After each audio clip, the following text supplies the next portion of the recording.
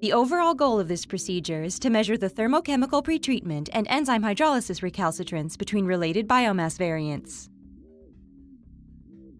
This is accomplished by first preparing the biomass samples for testing by size reduction and extraction of starch and soluble sugars.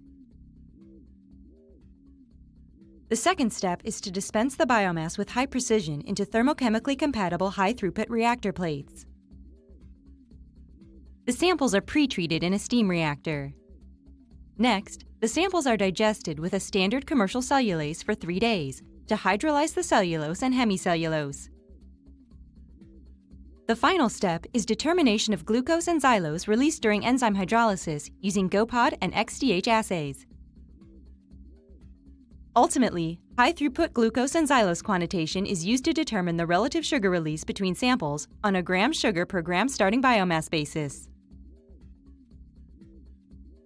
The main advantage of this technique over other bench scale methods such as bench scale pretreatment and enzymatic hydrolysis is that this technique can be performed on hundreds or even thousands of samples simultaneously.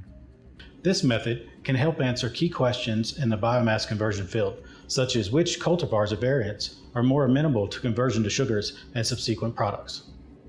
So the implications of this technique can be extended towards understanding cell wall structure and function, because the mutations that we generate in the cell wall biosynthetic pathway can be screened for structural and chemical changes. Though this method can provide insight into plant cell wall recalcitrance, it can also be applied to other components of the biomass conversion, such as enzyme activity and synergy studies. Generally, individuals new to this method will struggle with it.